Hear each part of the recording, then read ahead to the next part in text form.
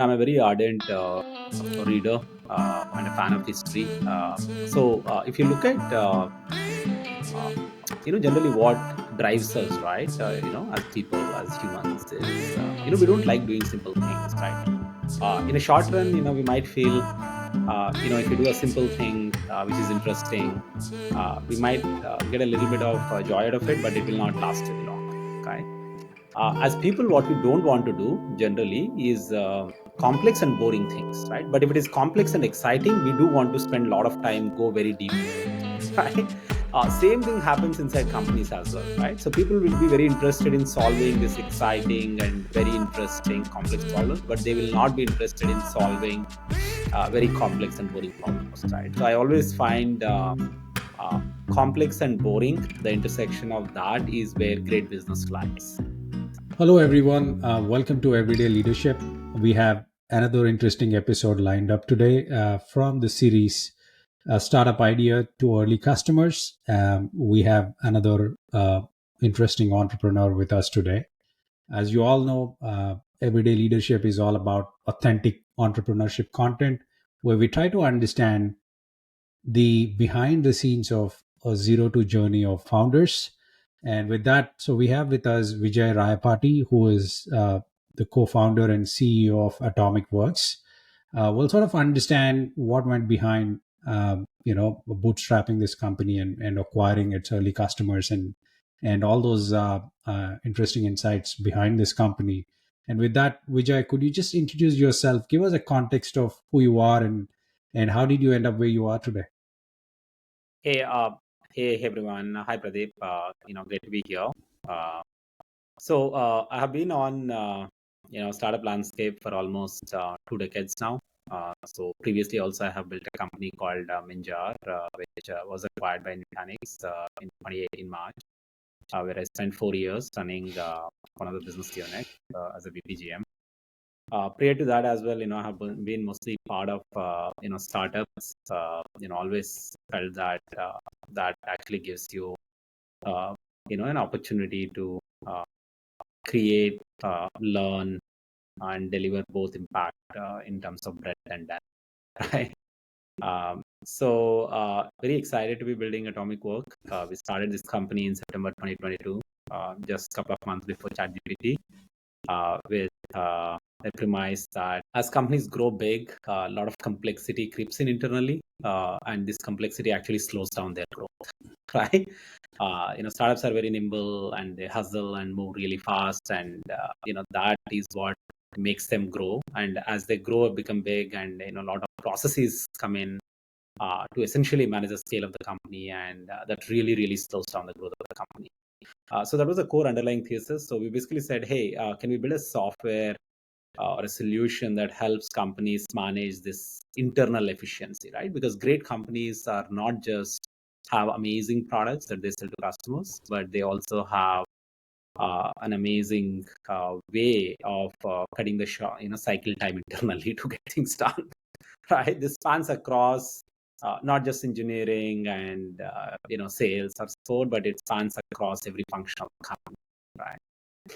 So those were the thesis behind our genesis, and it's been a great journey so far. I think this month is when we literally complete 18 months of a journey.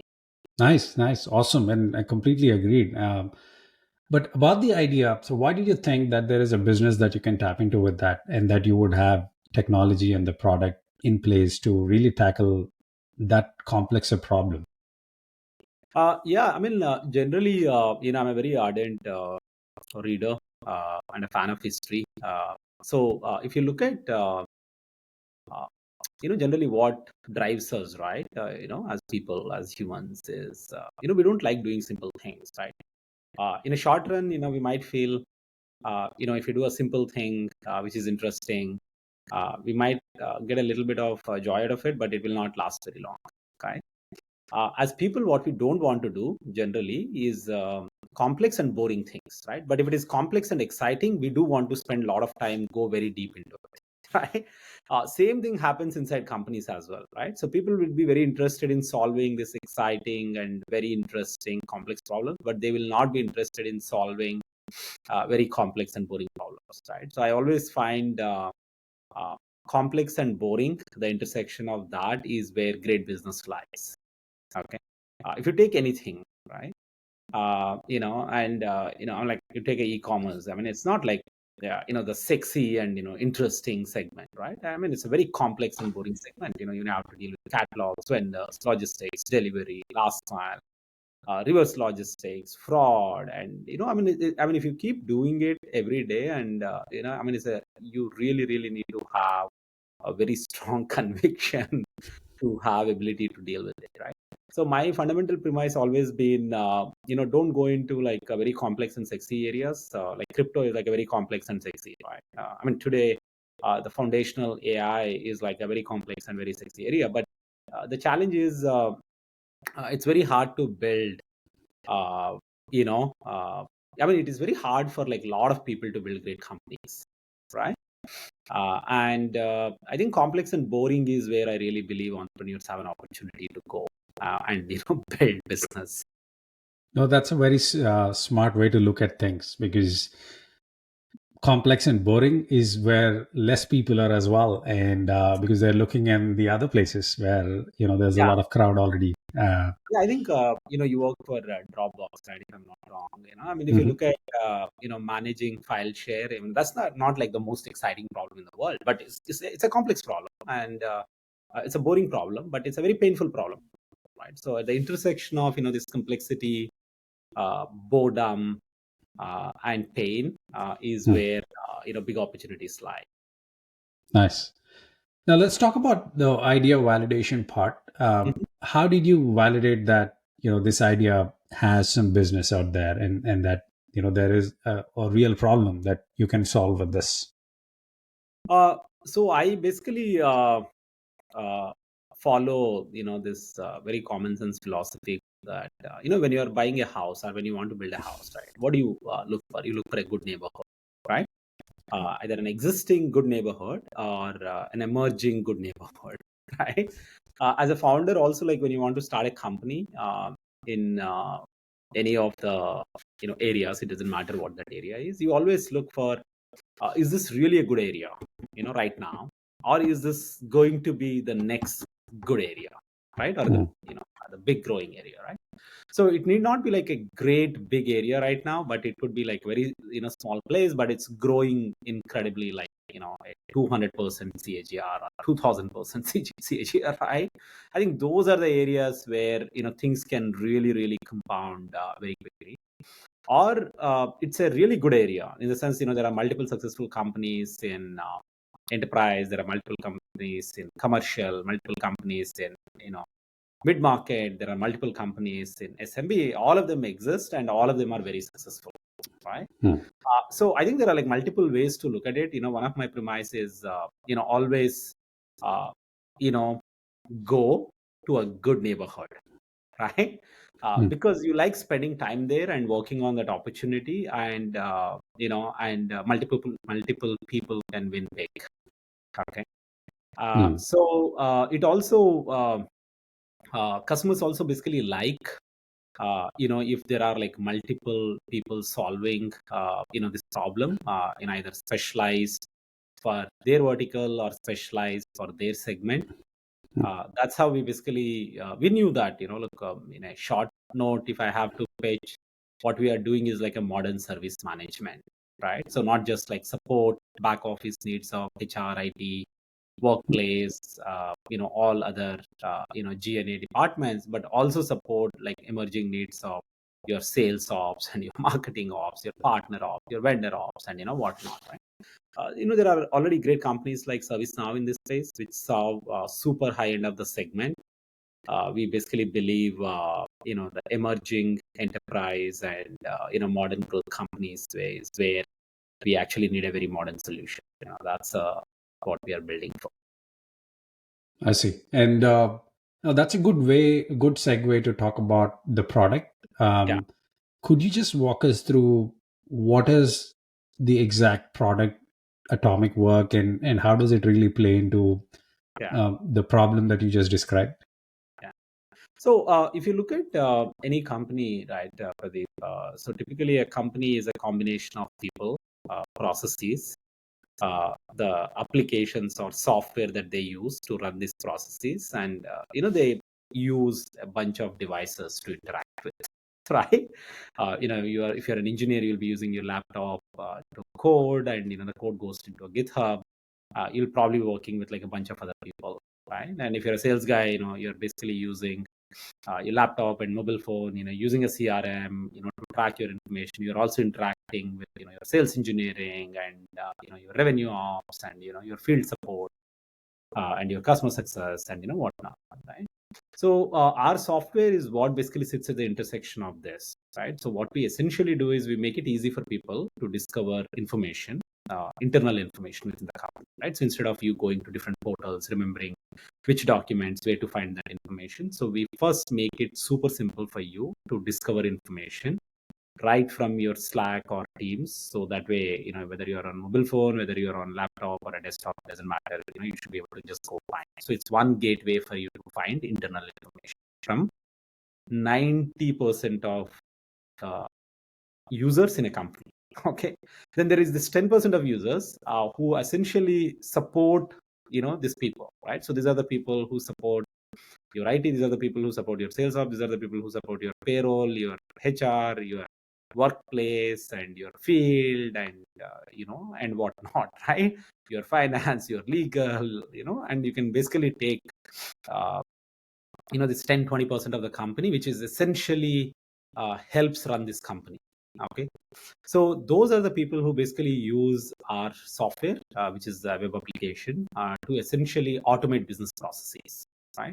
So it could be a simple thing like, hey, I want to access some software, or I want to access some network, or I want to check why more tax is deducted this month from my payroll. So you can, as a employee or as an end user inside a company, you can actually use Atomicwork to get answers and human help, right? So this is not just like a, hey, everything is AI. So basically we say, we apply a lot of AI to make information retrieval and assimilation very seamless for people from like variety of data sources inside the company.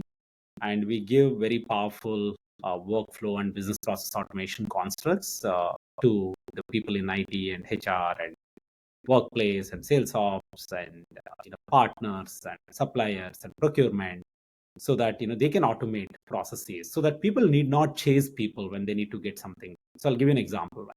Let's say you are planning to buy a software from new startup, and you want to pay them like 5-6, right?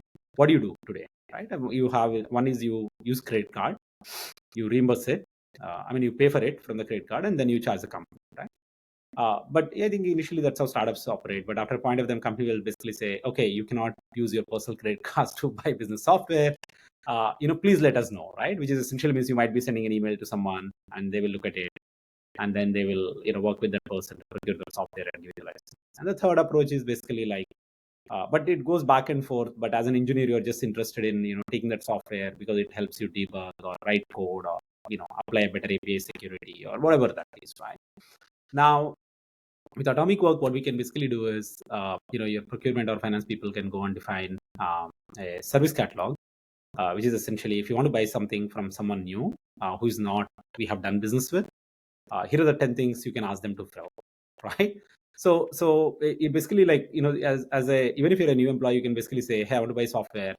What's the process for purchasing it? It exactly tells you what to do and how to do, and also gives you, forms that you can just go and enter, and it will automate everything in the backend, right? It might go take your manager approval, it will send it to your business head if needed, and then it goes to the finance person, then it goes to the procurement person.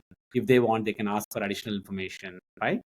And then it goes and adds this data in ERP, right? So that's how basically companies operate, once you cross like a few hundred people, right? So in a nutshell, our solution basically brings three aspects together.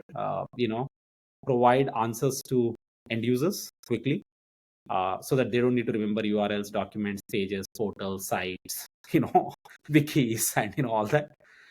For this people in this back office functions, it basically gives them ability to define self services as well as business process automation.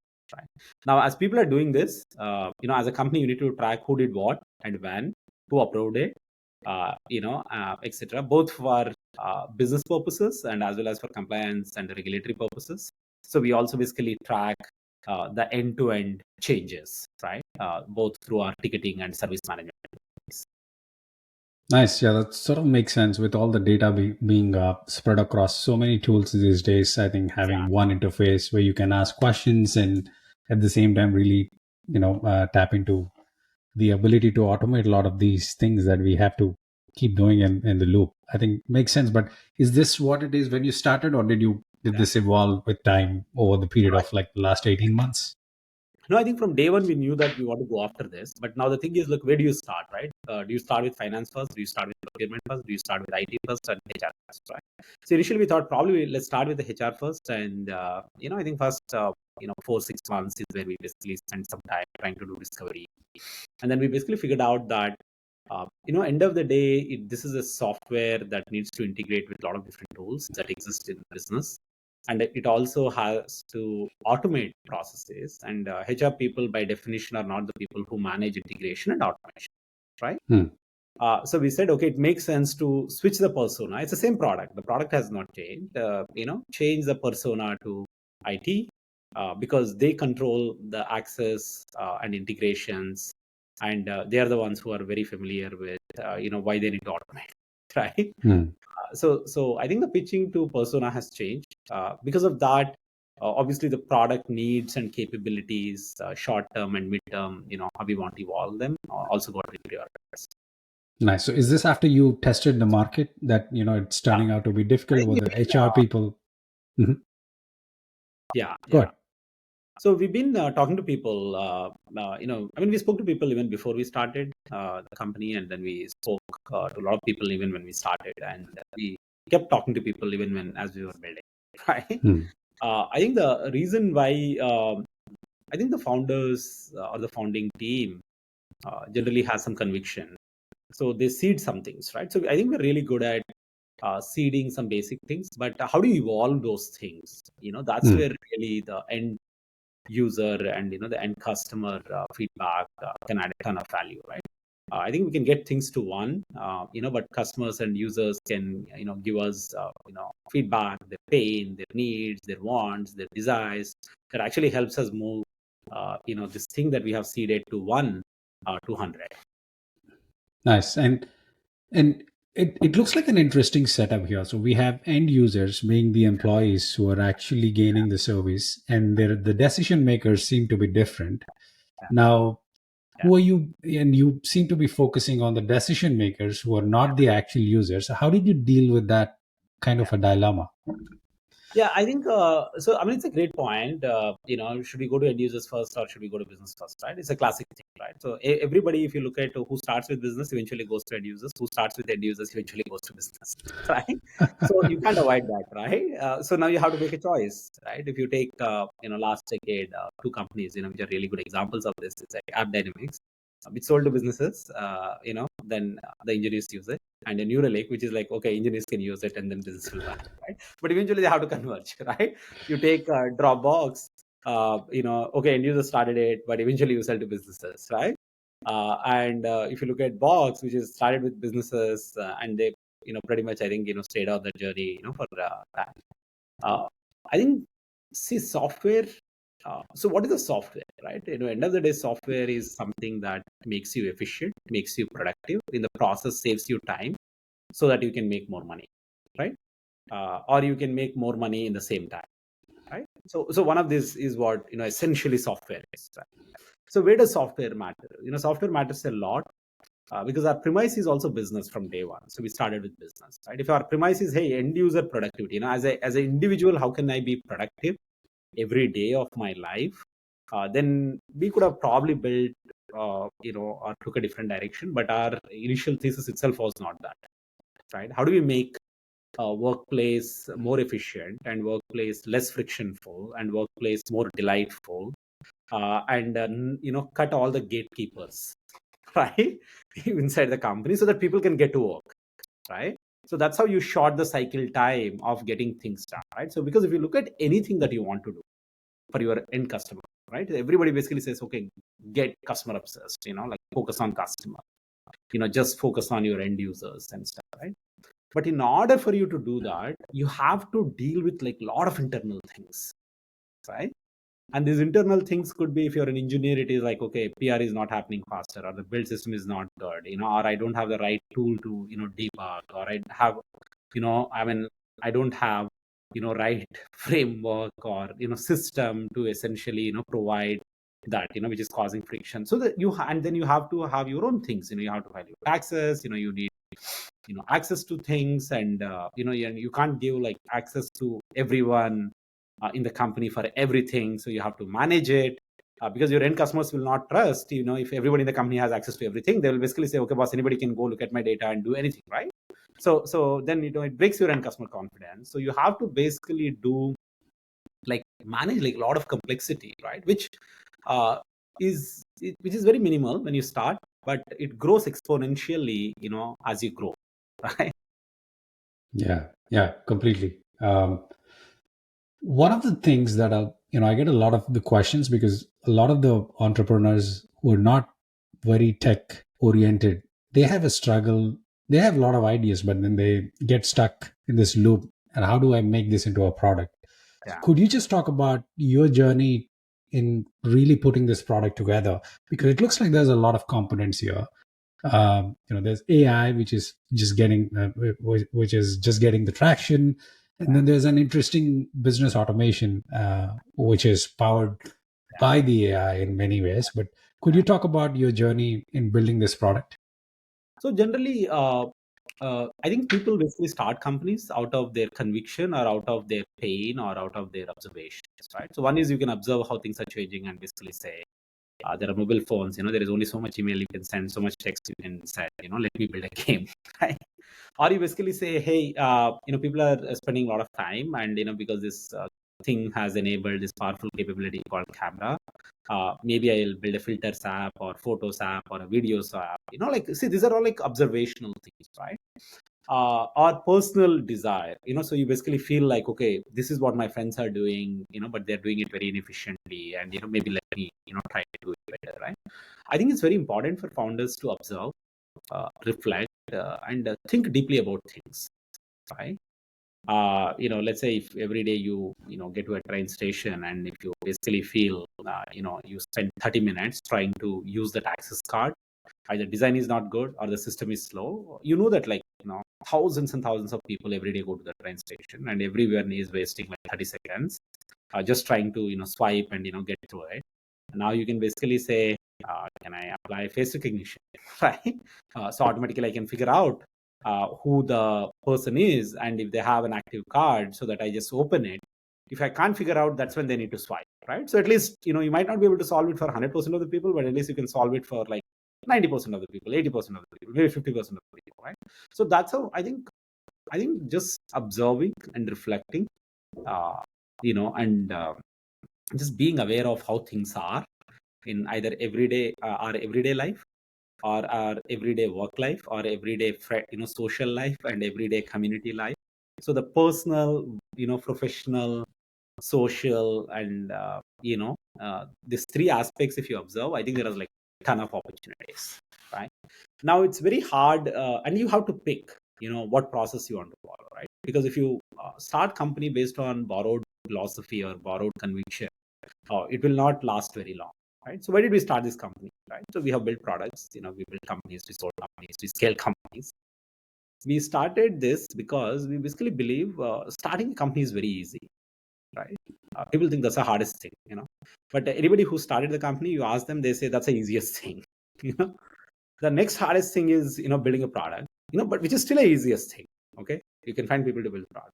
The next hardest thing is selling the product. Yeah, of course it's hard, but, you can still sell, right? But, if you create a valuable product, you can sell.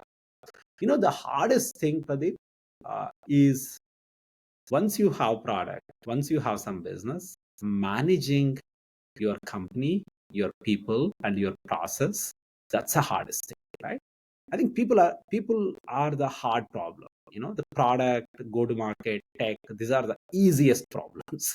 you know so now, uh, and how do we make this coordination between people easier in a professional life is a very different opportunity, versus how do we make coordination between friends easier in a social life is very different, right? If you think about that, that's like a Facebook. If you think about this, it's like a Slack. Right? They're very different. Right? But you have to, sometimes these things come because you work for some time, or you're very keenly observe things and you reflect on things. But if you're trying to be a founder, uh, if you, let's say, don't have domain knowledge, or you don't have exposure, I think it's worth spending time thinking about the problem that you're thinking of solving, right? Don't just jump into it. In the sense, look, if you're going to spend 10 years building a company, or spend even 3 years, you want to try out an idea, it makes sense to spend 3 weeks or 4 weeks trying to understand the problem deeply, or the space deeply, or the domain deeply. Nice. And yeah, now let's great segue to our next section, which is how did you acquire your early customers? Can you just talk about who Yeah. what was your journey to Yeah. your initial customers, and then thereafter the rest? Yeah, yeah. So I think, look, we started basically in 2022, which is where nobody's probably buying the software, right? The last thing that on their mind was, hey, let's buy a new software. But look, you have to engage with people, and you have to basically show them your vision, and show them your product direction, show the early mocks and demos and stuff. Uh, I think a lot of times we all look for hacks. What's the next growth hack? What's the next distribution hack? Look, don't chase hacks, because these things will not last. People talk to people, people reach out to people, right? I think that also makes you get better data than just trying to, find a hackish way, right? So initially do the hard work. I always tell people, if you do the hard work, in the initial days as a founder, like reaching out to random people, right? So one of the thesis we basically applied is, hey, we'll not go reach out to friends and try to get them as customers, right? Which is like one common advice is, hey, just go to your friends and get them to use, right? Which is great, if you're building a consumer software or stuff. But in a business to business software, the last thing you want to do is go to your close friends and tell them, because maybe out of compulsion, or out of like their relationship with you, they might say, okay, let me try, right? They might not actually give you the harsh, bitter reality that it is shit, it is useless, or it's crap. So rarely people do it, right? But if a stranger pitches to you where there is no emotional connection with you, right? Then you will tell it as it is. You basically say, look, Pradeep, this is not useful. Or you will tell me like, Vijay, this is looks interesting, but I don't find a need for it, right? Then you can ask them, why do you find it? Is it because you don't see this problem in your company, or you don't feel this problem, or you have something else? I think it's very, very important. I want to basically tell people that if you want customers, or if you want users, right, go talk to them. Okay. And pitch your thing. Okay. Don't be afraid. Don't think of this digital facade as a way of hacking early customers, right? I think tooling has improved. Obviously there are a lot of ways avenues where you can go find these people, but these things only solve first part of the problem, right? They might help you do a better outreach and better awareness. But initially you are not looking for like 10,000 customers. You're not looking even for like 10 customers. You're looking for that one customer, right? Who has a very painful problem. You know.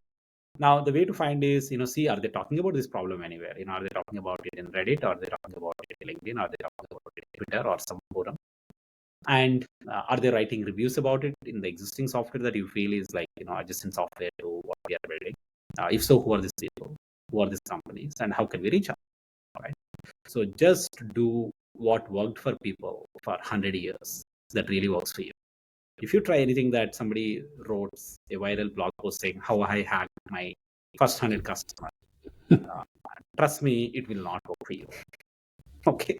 And end of the day, humans buy from humans. Humans don't buy from machines. Okay. At least we are not there yet. Right. And so in business software, it's, as long as the person who is buying is human, keep it personal, keep it an outreach oriented. Yeah, that's I like that answer. End of the day, it's human to human. People buying products from people, and that's been the case for many years. But yeah, so the next section is execution, right? So a lot of the people struggle with really, once they have a certain number of employees, they really struggle to really grow, and then they run into growth problems and management problems and all kinds of things. So I want to sort of understand, what's your execution hack? Like, how do you ensure that people stay focused on the goals Yeah. of your company? I think simple. I think over last 10 years, I think we fucked up as a tech ecosystem, by focusing too much on this whole fast growth, right? If you look at any company, anything that people take as an example of a fast growth, those things only came crash. Okay. I genuinely believe, as a founder, you have to control your destiny. So you have to be very clear, right? Look, entrepreneurship is a long game. I mean, like when people say, "Oh, in 10 years everything is going to change," you go capture as much market as you can. These are like typical financial investors talking. Okay? That guy is betting probably on 100 companies. As an investor, he doesn't care. If you fuck up and your company, goes out of business, right? But as a founder, you are betting your whole life on one thing. That's your company. Right? So you really have to choose. What playbook do I want to adopt, and what playbook do I want to execute, right? So you need to think in terms of how I want to grow, how I want to build this business, right? If you want fast growth, build people who have been through that messy middle of fast growth, right? They understand the problems, what happens when you grow very fast, how do you manage things, how do you manage processes, how do you manage the company, right? Bring them. Let's say you want to go, take the natural growth, right? Which is essentially, people tell that, don't chew more than you can buy, or don't bite more than what you can chew, or don't eat more than what you can digest, right? Indigestion kills more companies than starvation. you know so the fact is, as a founder, I think you have to be very clear how you want to build things. Now, great companies are not created in 1 year, 3 year, 5 year, 10 year. They're created across multiple decades, right? Anyone calls, oh, these people built a great company in 5 years, it's just fluff. Okay, great. Somebody can say something is great. This is a great company. When you watch that company for decades, where they have went through multiple changes and disruptions and onslaughts and survived, and they not only deliver, great economic success for their, stakeholders, etc., but they also deliver great ecosystem success, right? For people who are partnering with, working with them as vendors and suppliers, and the communities in which they operate, right? So you really have to be very conscious about these things, and so as I said, the simplest way is, if you don't know things, you can only learn it, and learn it all so much and so quickly.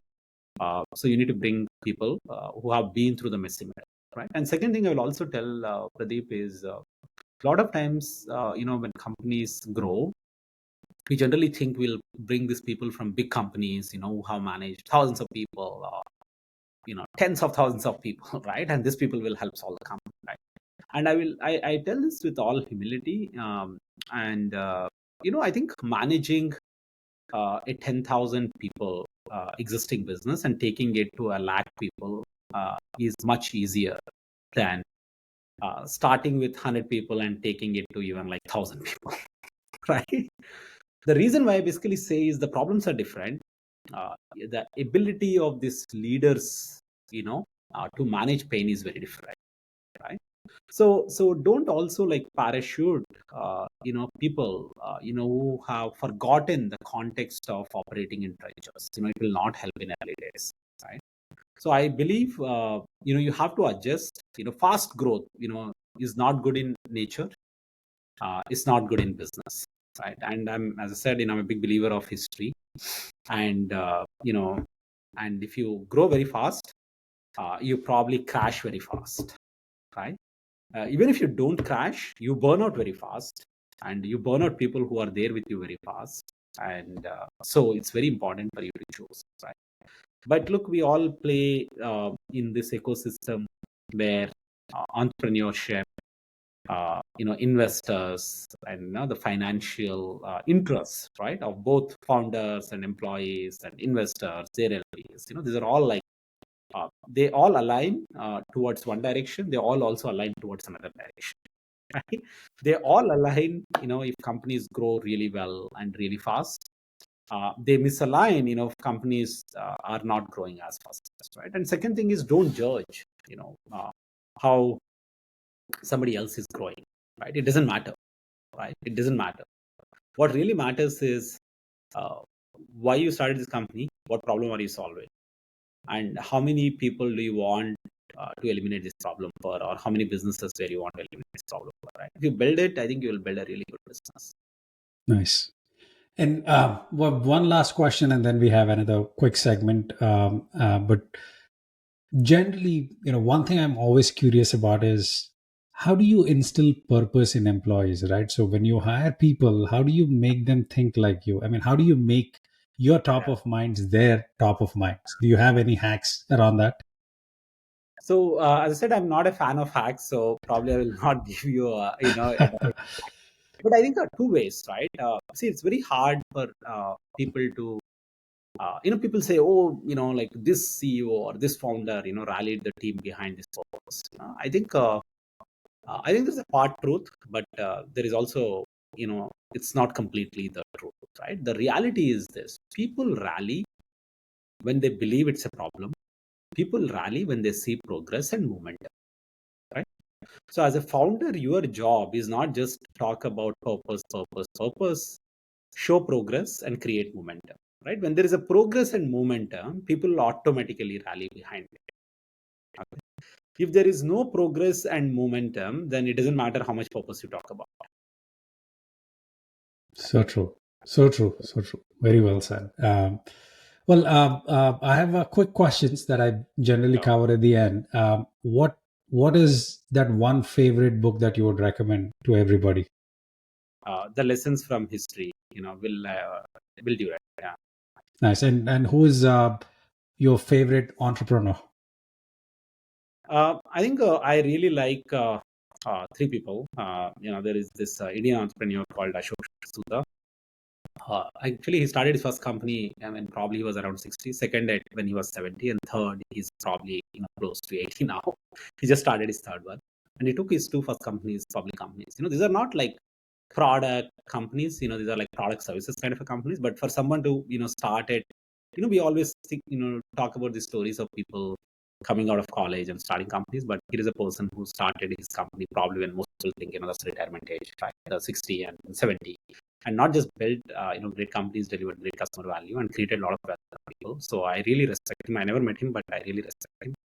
The second person I really like is the founder of Titanics, Dheeraj Pandey, whom I sold a company to, because I think uh, you know I think a lot of us, right, chase have ambition, but holding that ambition and keep raising that ambition, every month, every year, and building a great company, and not just retiring, thinking, oh, I hit out of the park, right, with my first company. So his first company was Nutanix, and it was like one of the fastest enterprise software companies to get $1 billion rate, and it had a great IPO, and it is still doing extremely well. And he's again started as a founder, right? So that I mean, he's like another person that I really respect. And the third is I also really like Basecamp folks, because for every narrative, I think we need a counter narrative, right? Hmm. Because then it tells people to at least pause and reflect, right? You can follow either of the narratives, it doesn't matter, but I just love them for their counter narrative for this whole you know so when everybody basically says SaaS is the way, I mean, recently they basically said, okay, we'll give you installable software, right? When everybody says go deploy in the cloud, they're like, hey, we can go to on-prem and deliver efficiency, right? And maybe they're not like, they don't employ like 40,000 people. It need not be, right? It's not like every company has to go and have 40,000 people or 4,000 people. You can build a great company with 40 people and create a tremendous impact for your end users. You can have 40,000 people and create an impact, and you have to choose your corner, right? I just love them or like them for just a counter narrative, right? Because I think one narratives are always like dangerous narratives. Yeah, they're always waging a war on someone or Yeah. something, which is always interesting. And what is that? I know you don't like hacks, but what is that life hack that you have adopted? That has been helping you a lot. Figure out a way So, to sleep peacefully, right? Uh, and you know, so I think especially if you're in tech, if you're in entrepreneurship, if you're in this crazy startup ecosystem, I think one thing that you really, really have to do is sleep well. nice, And awesome. figure out, whether it is getting a bed or a certain temperature is where you sleep fast, or probably you just need to read a page to get to sleep, or maybe you don't want to use a phone for an hour before going to sleep, whatever that is, right? I think just figure that out. you know it can make you so productive. Absolutely, very well said. Well, with that, so we're at the end of this pod. Really, really appreciate your time, Vijay, for being here and sharing all those interesting stories behind building Atomic Work. We wish you good luck, and yeah, really, really, really appreciate it. Thank you. Yeah, thank you, great to be here, and thank you for sharing the knowledge of your work, and good luck to you and your community. Thanks. Bye.